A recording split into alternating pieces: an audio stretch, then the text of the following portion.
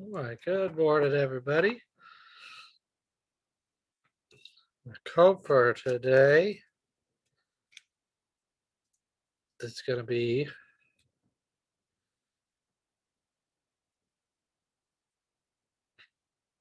launching, launching.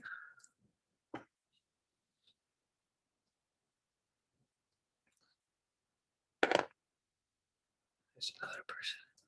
ZADEVR.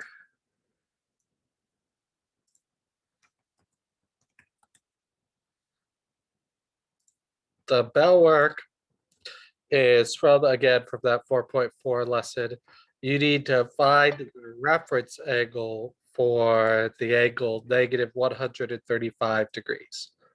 I'll give you 3 minutes to check your notes, textbook, whatever, to see if you can figure out how to solve this problem.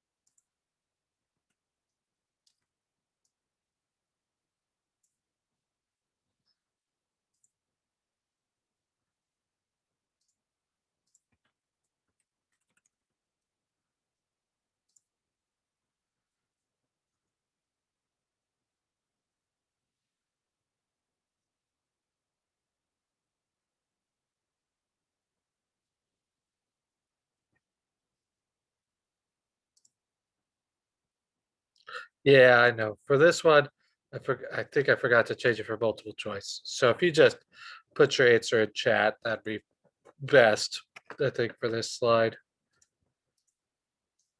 I'll make sure I fix that for next hour.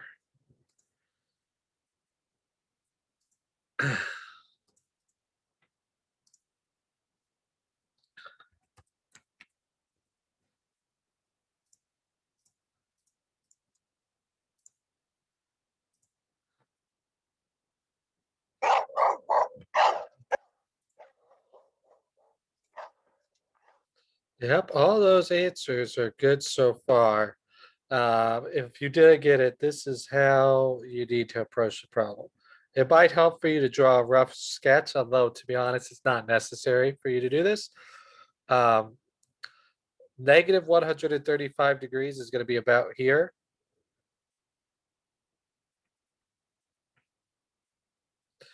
To find out what that is, usually what I'll do first is find a coterminal angle for it that's between 0 to 360 degrees. And so if we do that for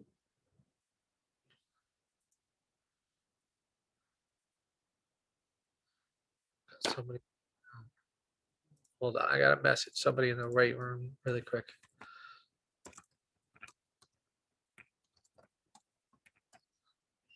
Okay. Trying to join the wrong hour. All right, so this is what I usually do first. Again, to be honest, this isn't super necessary either if you know what you're looking for. Um, but generally, I'll try to find a coterminal angle between 0 to 361st. To do that for this problem, I would take negative 135 degrees and add 360 to get, what is that? 360 minus 135 is 225, which is this positive angle here. And what I'm looking for, the reference angle, is this part right here, which is usually denoted with the Greek letter alpha. So once you have your positive angle, depending on what quadrant you're in, you can find your reference angle using a different formula for each quadrant. In quadrant 1, your angle is your reference angle, right? If my angle ended up in quadrant 1, then this angle, theta, is the same as the reference angle. If your angle ends up in quadrant 2,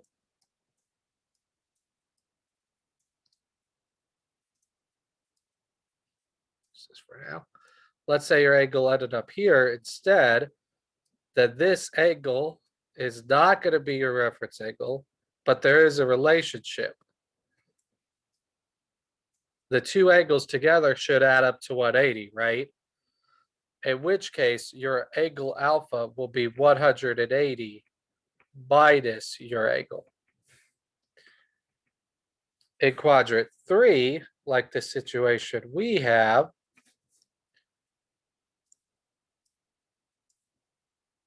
our angle, again, is too large. All we need is this part. So if we took our angle and we subtracted 180 from it, all that would be left is our reference angle. So in quadrant 3, your reference angle is your angle minus 180. And then in quadrant 4,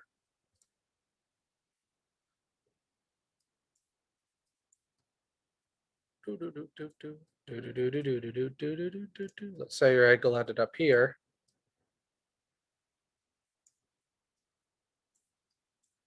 Then your reference angle is this part right here. Technically, sorry.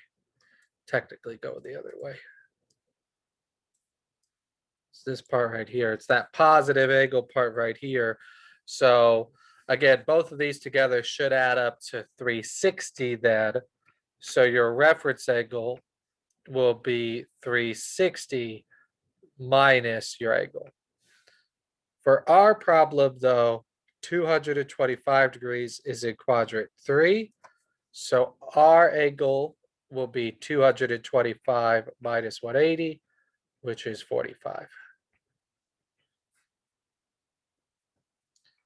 So if you don't have these formulas in your notes, again, to be honest, you probably don't need them because you could figure out how to find them your own way, I'm sure.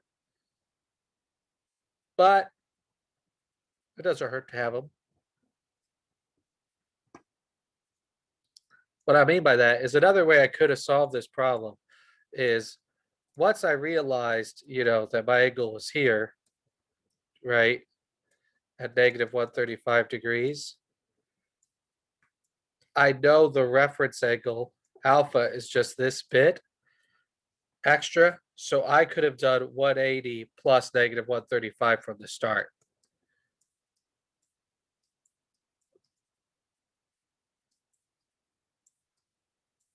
And gotten 45. If I know what my reference angle is supposed to represent, this angle right here.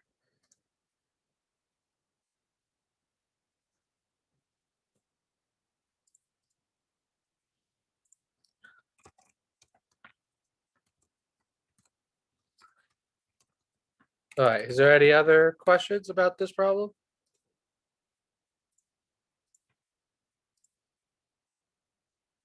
Okay. Today, we're going to talk about sine and cosine in their graphs. And that's going to be, I don't know, middle difficulty day. The basic graphs, that's easy peasy, lemon squeezy. Amplitude and period is not too bad either. Translations is a little tricky. And then real life is actually one of the easier parts of this. Um, the reason why I say is because eventually you'll put all three of these together, and that can be difficult to graph by hand. However, you can check all of your answers with a calculator and graph it in a calculator rather quickly. So that's why I say it's middle of the road. At the hardest, it is pretty hard to graph all of these parts together and know how every single part is supposed to do. But at the end of the day, you know what the answer is supposed to be because you could just graph it in your calculator. So you have a fallback method that is really easy to use. All right, let's start off with the first thing. So our goal is then to start being able to graph what these sine functions and cosine functions look like for any angle theta. So if you let y equal the sine of x, where x is again any number, you can graph this function relatively quickly by using these 5 key points. If you look at your unit circle, these are the 5 key points on the unit circle that are really easy to find the values of and to graph.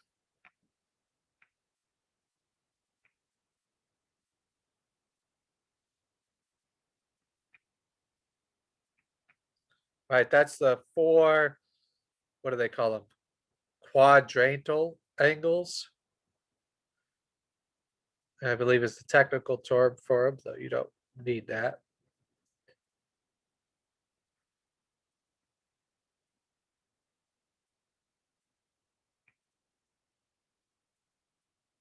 All right, so if you look at the 4 angles that lie on the x and y axis, you can graph sine really quickly. At 0, the sine is your y value, so it starts at 0.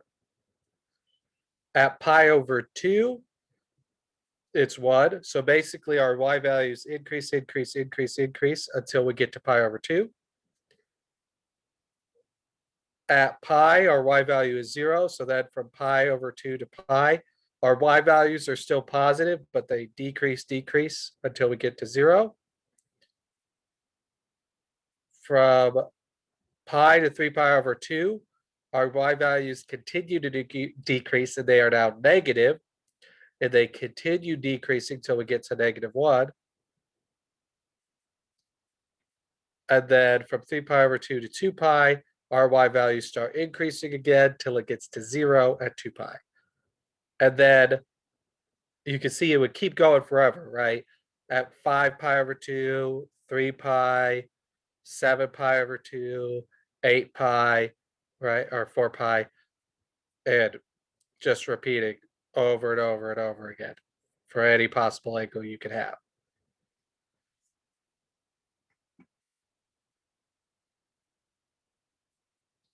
Same thing when you go in reverse. And so if you use these, you can actually graph it just by thinking like, okay, I'm at an intercept, maximum, intercept, minimum, intercept, maximum, intercept, minimum, intercept, maximum, and so on and so forth.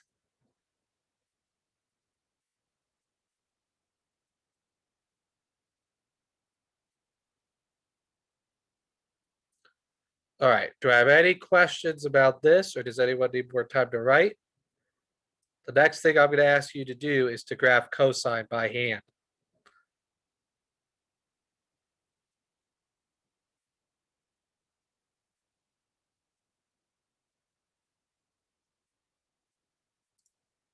More time? That's fair. This is an important thing.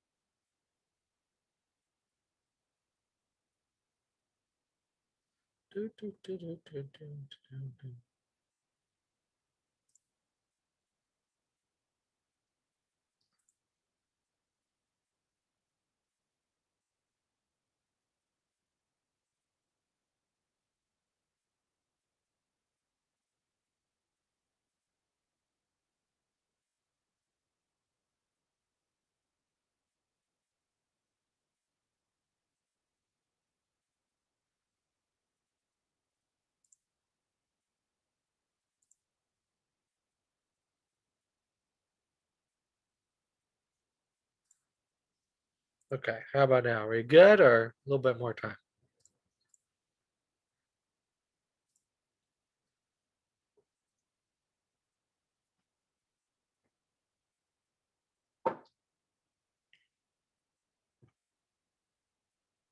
Okay.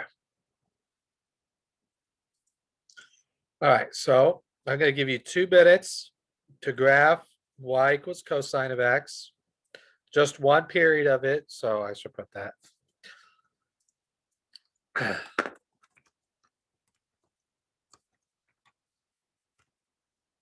Um, to help you, I will redraw that unit circle. Yeah, sure. I'm going to start the time, but I'll redraw that unit circle if you need it.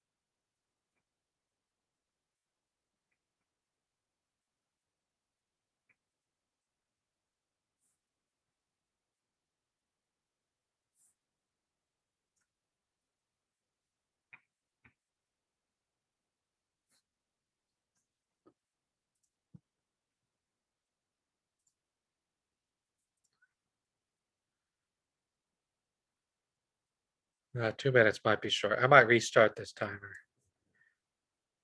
It takes a minute just to set up the diagram.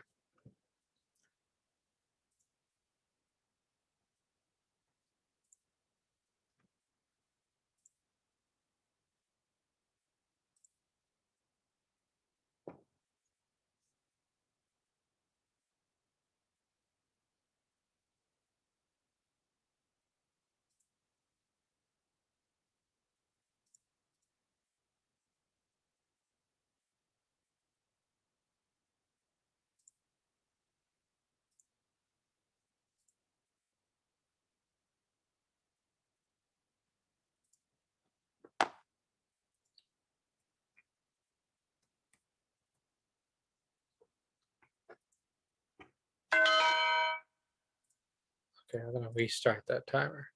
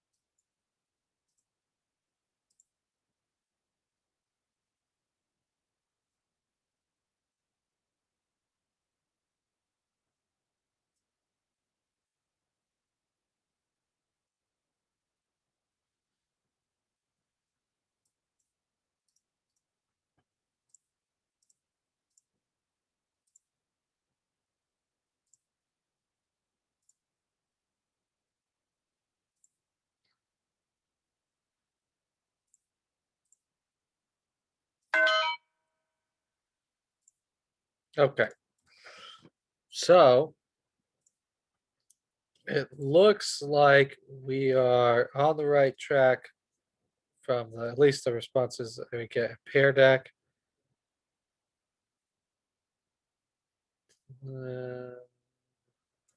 Yeah. Okay. So if we start, remember cosine of any angle, right? The cosine of an angle on the unit circle is the x value on that unit circle. So if we start at 0, the x value is 1. At pi over 2, the x value is 0. So you can see our x values are positive, but they're decreasing until we get to 0. Then at pi, our x value is -1. So you can see our x values now become negative, increase until we get to -1. I should say decrease until we get to -1. At 3 pi over 2, our x value is 0. So you can see now we bounce back from -1 and we go back to 0. And then we increase until we get to 2 pi, where we are back to 1. So your function looks like this.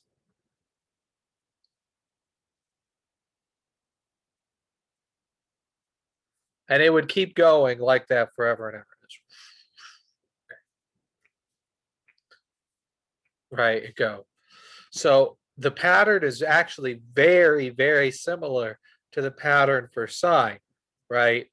It does maximum, intercept, minimum, intercept, maximum. In fact, if you shifted this graph 90 degrees to the right, it would be the sine graph, right? Because if you go back, here's negative pi over 2.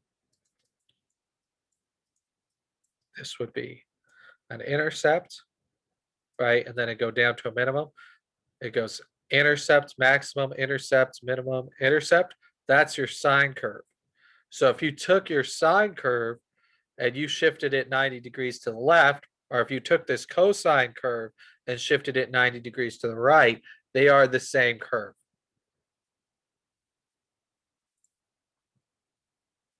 Isn't that wild?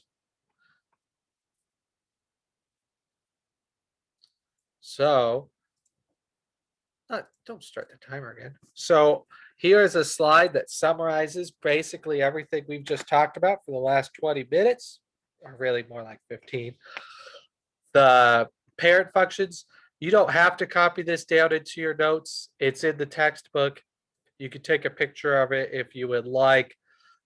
It's also in the very back of the book too. And you're going to use it so much, it'll be memorized. But if you look at the curves here, like I was talking about, this one goes intercept, max, intercept, min, intercept. This one goes max, intercept, min, intercept, max. The only difference is where they start.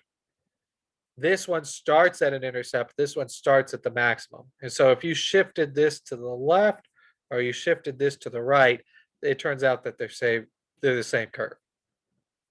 And thus most of these properties are the same. The domain of both of them is negative infinity to infinity. You can go forever to the left and forever to the right. The range is always bouncing back and forth between -1 to 1. Both of them have a period of 2 pi. The x-intercepts on our sine graph happen every pi. So 0 pi, 1 pi, 2 pi, 3 pi, 4 pi, -1 pi, -2 pi, -3 pi. The x-intercepts for cosine are the same thing, but again, shifted by pi over 2. So if you add pi over 2, then every pi over 2, 3 pi over 2, 5 pi over 2, 7 pi over 2, and same negative pi over 2, -3 pi over 2, -5 pi over 2. As we said, this one's y-intercept is 0, 0. This one starts at the maximum though, so it's 0, 1. Because this starts at 0, 0, it is an odd function. It has symmetry about the origin, 0, 0. If you rotated it 180 degrees, it would land on itself. Cosine is not, it doesn't start at 0, 0, so it is not an odd function. It is an even function, and that is symmetric about the y-axis.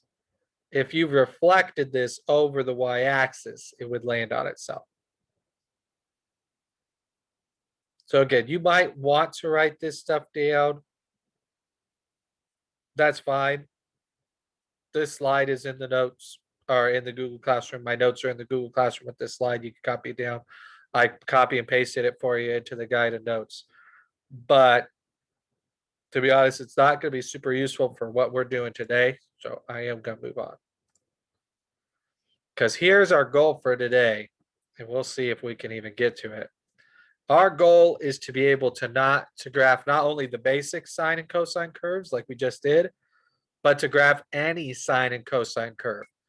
So here is the parent formula for any sine or cosine curve.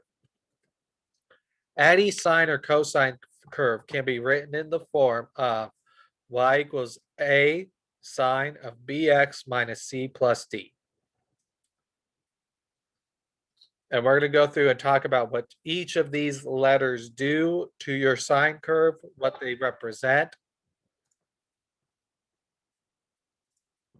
And there we go.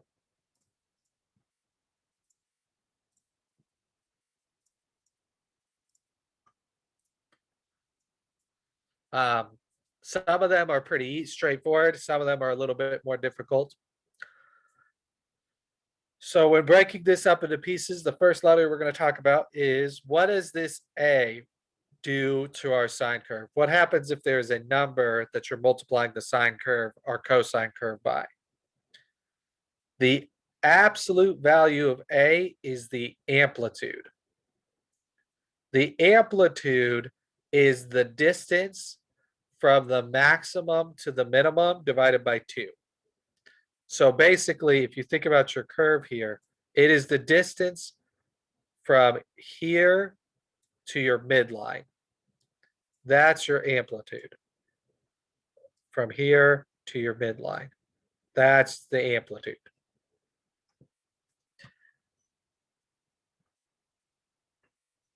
And this is really just a restating of this. So you probably don't need to write both of these two things, but you do need to write one of them. We use the absolute value of A because this is a distance. And remember, all distances, at least for our class, are positive numbers. If your A value is negative, what that means is it reflects it over the x-axis. So I might add that. If A is negative, then that is a reflection over the x-axis.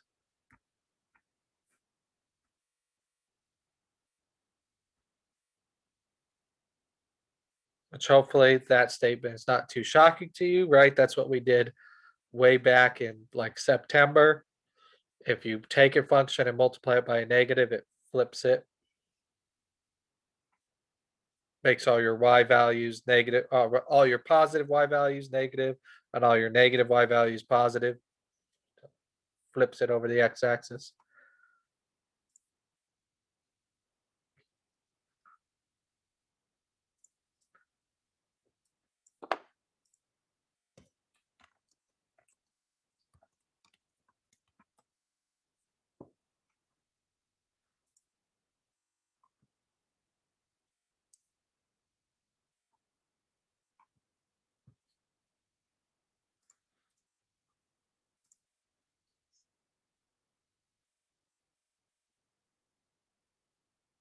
All right, does anyone need more time to write?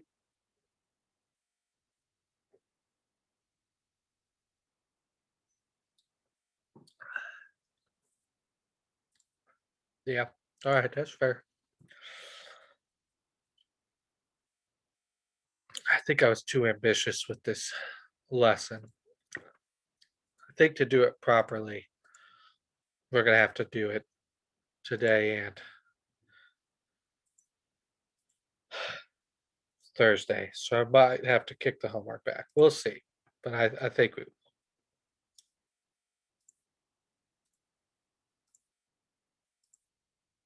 which is fine.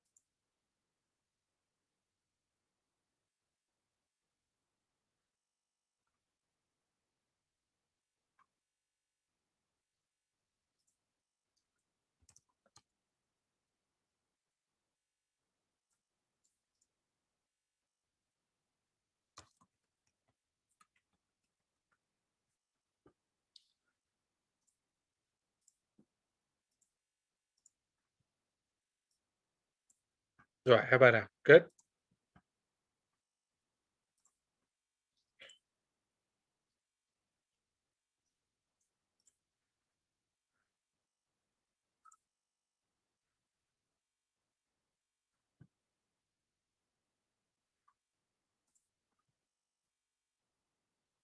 Okay. All right, so let me show you an example. So if I want to graph this, what this is telling me is I'm going to use my basic cosine curve, which you have in your notes now, but its amplitude is a half. So since our A value is a half, what that means is in the range, which was -1 to 1, is now going to be negative a half to a half. So same curve, but instead of bouncing between -1 to 1, we'll bounce between negative a half to a half. So if we make up that curve really quick, 1, 1, half, negative half,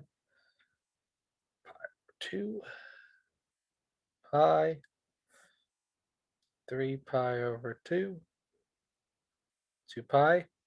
All right, if you remember your curve, cosine starts at 0 degrees, or if we start at 0 degrees, the cosine at 0 degrees has an x value of 1. But again, since our amplitude is half, we'll really start at a half. Then we go up to pi over 2, which has an x value of 0. A half of 0 is 0. Then we go to pi, which is -1. A half of -1 is negative a half. Then we go to 3 pi over 2, where the x value is 0. And then back to 2 pi, which is where we started. So our curve looks like this.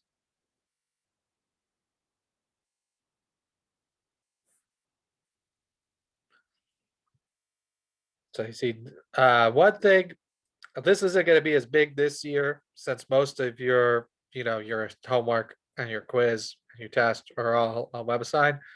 But when you're graphing these by hand, they should be nice, smooth curves. Don't make jagged corners. That's a no-no. Also, you need to put these little arrows on the end indicating that this goes on forever, right? It's maximum, intercept, minimum, intercept, maximum, intercept, minimum, intercept, maximum, intercept, minimum, intercept, maximum. That pattern repeats every 2 pi. Forever and ever and ever and ever.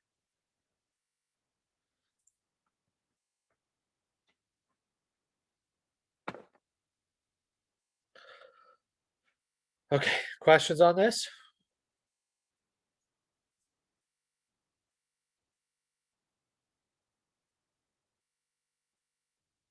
Or does anyone need more time to write?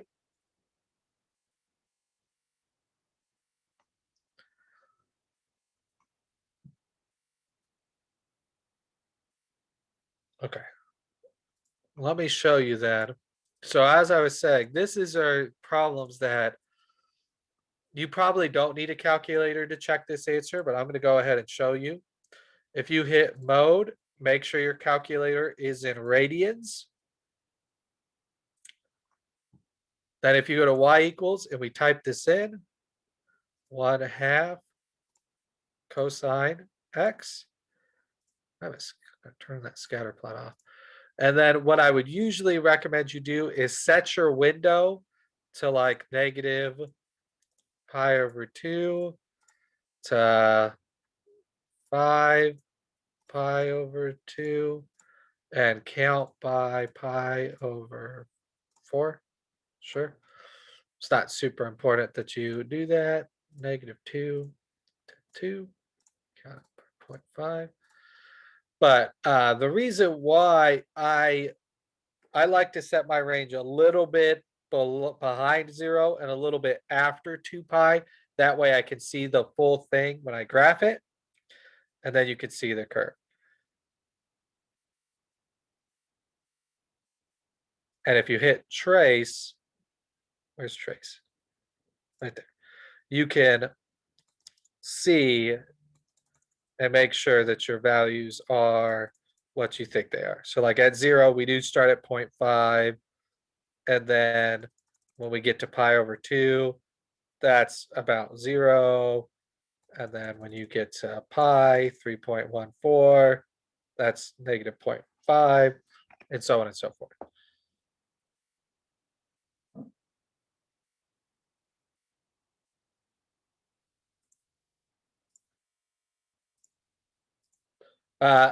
I will tell you another way you could test that is if you just go to Desmos.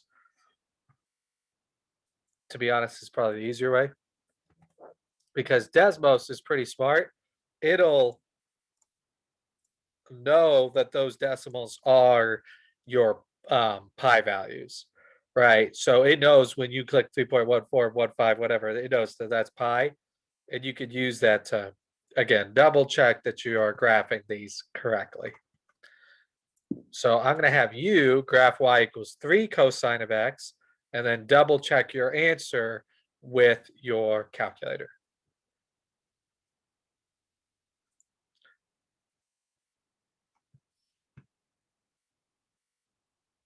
I think I'm going to run this timer twice again, just to make sure you have enough time to set up.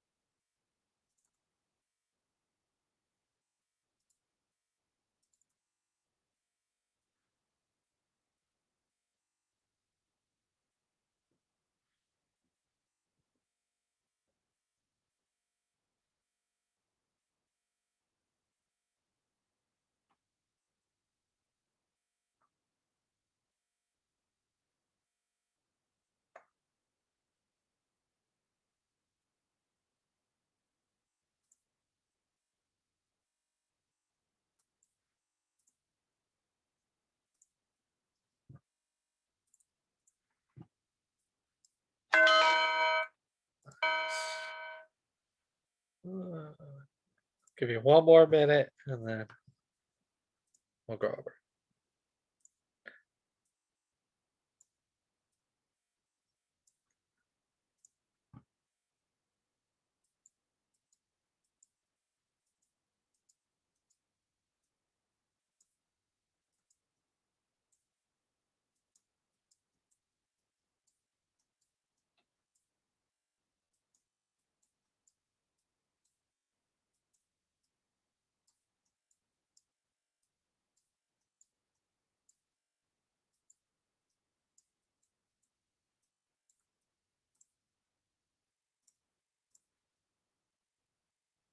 It's good. That's on the right track. That looks good.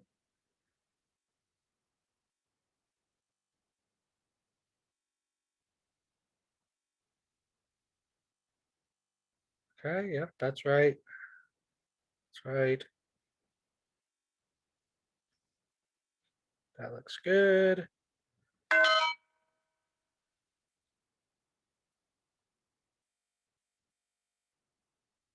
Okay, looks like okay, that's a little sloppy, but that's the right idea. Okay, yeah, looks like we're on the right track from the Pear Deck ones that I've seen. So in this case, our A value is 3. So again, the idea here is the distance now from the maximum to the center is now 3. From the minimum to the center is now 3. So our range, which was -1 to 1, is now -3 to 3. So again, cosine starts at its maximum. So we're going to start at 3, intercept minimum, intercept maximum.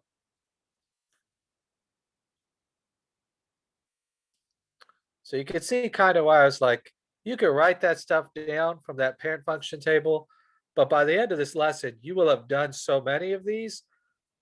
To be honest, I don't think you need it like written down to refer to. You'll just know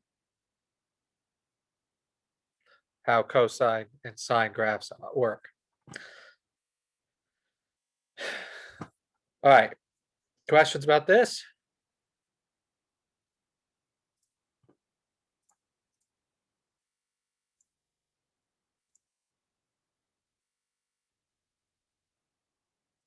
Okay. I think the last thing we'll talk about is period then. Now we're going to have to, I imagine, move this over. So again, continuous subpoint C, the period of a sine and cosine function is normally 2 pi. If your function has a b value that is not 1, to find the period then you will need to do 2 pi divided by b. So for example, if I want to graph y equals the sine of x over 2, note that that is the same thing as the sine of 1 over 2x. So again, need to move this.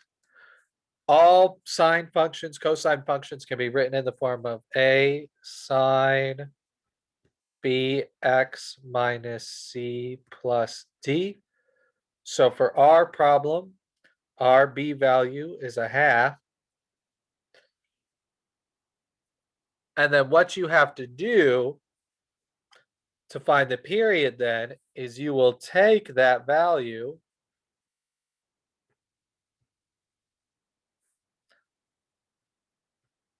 and divide 2 pi by it.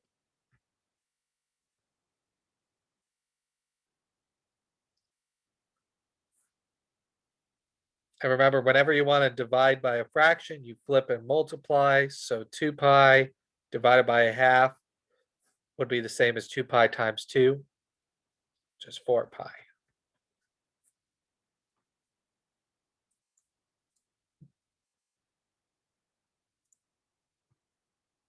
Or 1/2 goes into 2 4 times. So all this does is it spreads our graph out. So instead of going from 0 to 2 pi and repeating, we go from 0 to 4 pi. So basically then our intervals is how I usually set it up is I'll draw my graph. The a value of this one is 1, so we are still going between -1 to 1. But I'm going to go from 0 to 4 pi to complete one cycle. And then I'll break that up and divide it by 4 to know what my coordinates are, what my key points are. And so if you do 4 pi divided by 4, that lets you get just pi. So every pi is when I will transition from like maximum to intercept to minimum.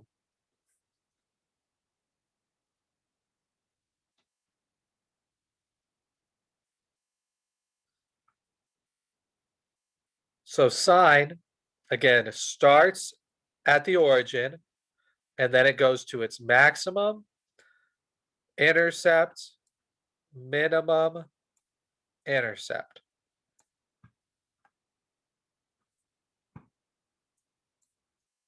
And so it looked like this.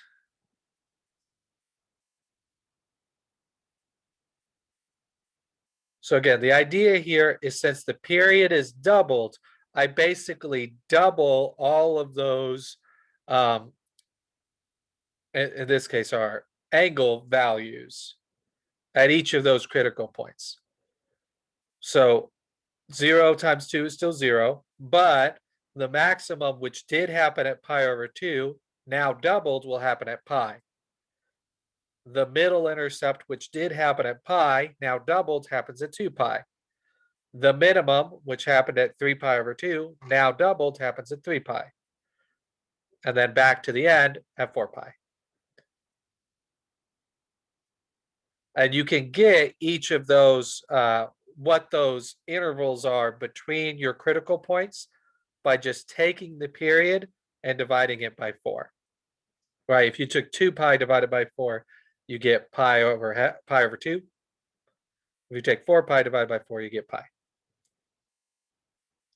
So again, this is where I was talking about, where this is where it starts to get a little bit tough. It's not like amplitude where you could just take the number and immediately apply it. You have to do some work first, where you have to take that number and divide 2 pi by it. So these are the problems where I would really say, once you're done with this, you should go to Desmos or to your calculator and type it in and see, did I really do this right? Oh no.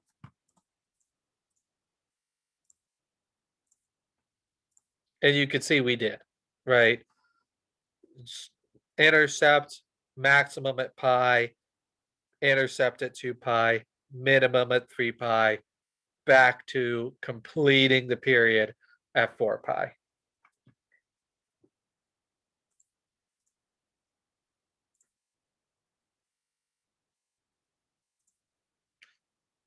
All right, so it is 8:44 and we are about halfway through this lesson. So I think what we'll do is we'll finish 4.5 tomorrow. There will be no homework due tomorrow. I will move the deadline for the homework to Monday.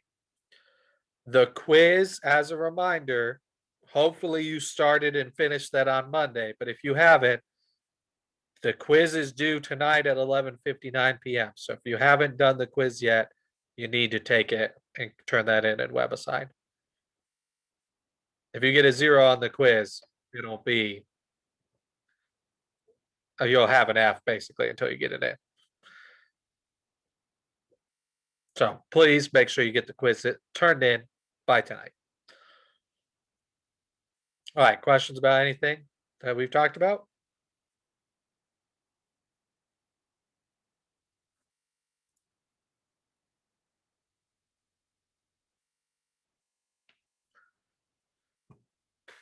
All right, well, once you're done writing, then you can head off to second hour.